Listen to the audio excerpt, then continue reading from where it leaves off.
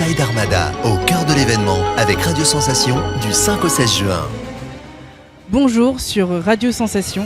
Nous nous sommes intéressés au projet Manta, bateau nettoyeur des océans, à l'initiative de Yves Bourgnon, skipper, président et fondateur de l'association des Sea Cleaners. Nous avons interviewé Romain Sorlin, coordinateur des bénévoles de cette association. Bonjour, étudiante de MMI pour Radio Sensation.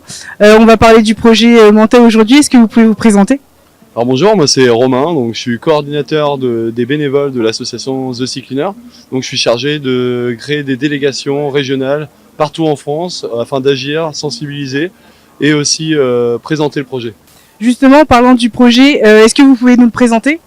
Ah oui, donc le projet Manta de l'association The Sea Cleaner, c'est la fabrication du premier bateau qui va collecter des déchets dans les océans. Donc c'est-à-dire que ce bateau va sillonner les océans, le long des fleuves, à la sortie des grands fleuves, le long des côtes, pour aller récolter le plus de déchets plastiques possible, environ 10 000 tonnes par an. Et voilà, donc ce bateau, c'est une merveille de technologie. On y trouve des voiles, des éoliennes, des panneaux solaires, potentiellement aussi des hydroliennes, donc ça va capter aussi l'énergie de l'eau. Et avec les plastiques qu'on va récolter qui ne seront pas recyclables, eh bien, on va fabriquer notre propre carburant. Pourquoi s'exposer à l'Armada, du coup, quel impact ce projet va avoir sur l'Armada aujourd'hui ? Pourquoi le présenter ici et pas ailleurs Alors l'Armada, déjà particulièrement pour moi, ça m'affecte beaucoup parce que depuis la première édition, je viens en tant que visiteur. Je suis rouennais d'origine et moi le projet, je suis dessus depuis 3 ans. Donc ce projet-là, il a toute sa place dans l'Armada, au milieu de tous ces bateaux qui montrent toutes les évolutions maritimes qu'on a pu voir ces derniers siècles. Et bah, ce bateau, c'est le bateau de demain, mais c'est aussi celui d'aujourd'hui, parce que la pollution plastique aujourd'hui, elle est partout. Donc forcément, on a besoin de ce type de projet qui soit mis en valeur, mis en avant dans ce genre de rendez-vous. Il y a des moyens, il y a énormément de public, donc énormément de pollution, donc il faut aussi sensibiliser les gens à ne pas jeter les déchets par terre. Voilà. Et du coup, quelle formation vous avez plus spécifiquement pour devenir ce que vous êtes devenu aujourd'hui ? Alors ma formation est simple, j'ai fait dans le développement durable en faisant un bac agricole. Donc il y a quelques années en Normandie, dans l'Eure, à Danville. Et aujourd'hui, je suis marin, donc forcément ça me parle, ce bateau. Donc j'ai utilisé mes différentes compétences en développement durable et autres formations, management et compagnie quelques années plus tard. Donc forcément ça amène une plus-value au projet et je pense que n'importe qui peut venir sur ce projet vraiment. Quand ce projet sera mis en place, vraiment que le bateau existera, vous avez déjà des projets où aller nettoyer, des zones, etc., des idées, ou ça reste encore un peu vague Non, il n'y a pas de questions vagues. Encore aujourd'hui, on voit très bien sur les images qu'on peut avoir, donc en Indonésie, en Asie du Sud-Est, à la sortie du fleuve Amazon aussi, il y a pas mal de pollution. Les 10 plus gros fleuves pollueurs dans le monde se trouvent en Asie du Sud-Est, donc c'est forcément cette zone-là qu'on va privilégier en premier. Mais il y a aussi en Afrique, on voit, hier on a eu des personnes qui nous ont entendu parler de nous en Mauritanie, qui sont venues nous rendre visite et qui voulaient voir la maquette en vrai, et m'ont dit que c'était atroce la pollution plastique là-bas. Donc on peut aller partout, l'idée c'est de ramasser le plus possible, parce que ce bateau fasse des petits, qu'il y en ait de plus en plus. Et est-ce que vous savez quand est-ce qu'il sera vraiment réel, qu'il montera sur les mers et nettoiera nos océans ? Alors oui, bien sûr, notre objectif c'est de commencer la fabrication en 2021.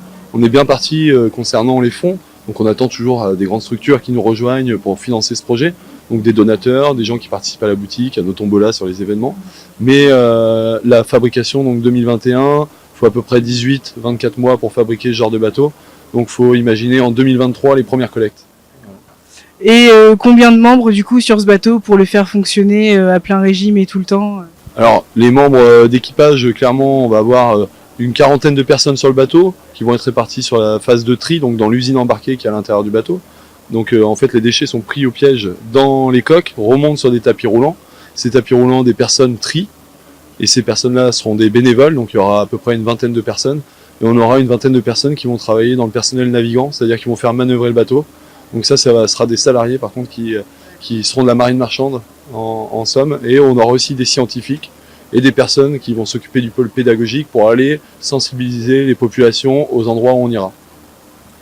Et ensuite, dernière question, vous avez parlé de sensibilisation. Comment ça se passe ? Il y a des flyers, un site, ce genre de choses ? Oui, après il y a tous les supports, mais nous c'est surtout d'agir sur le terrain. nos dictons, c'est « il est temps d'agir ». Donc à un moment donné, il faut prendre le problème à bras-le-corps et aller directement rencontrer les populations. Là, on le fait aujourd'hui sur l'Armada avec une animation pédagogique. On demande aux enfants de venir avec nous, on leur montre un peu ce qu'on peut faire ici avec par exemple des chaussettes usagées. Plutôt que de les jeter, on les transforme en éponge, on peut faire plein de choses. Et c'est ce genre de solution en fait, qu'on a souhaité mettre en avant pour aussi limiter l'usage du plastique dans les emballages, etc., et sensibiliser les enfants surtout. D'accord, eh bien merci de nous avoir accordé une interview et merci pour ce très très beau projet. Merci beaucoup, j'ai un petit message surtout. Je dis bien aux gens, quand vous fumez, ne jetez pas vos mégots par terre. Un mégot, c'est 500 litres d'eau polluée. Donc si tu jettes ton mégot par terre, t'es un mégot culé. Merci beaucoup. Reportage et interview réalisés par les élèves du département des métiers du multimédia et de l'Internet de l'IUT d'Elbeuf.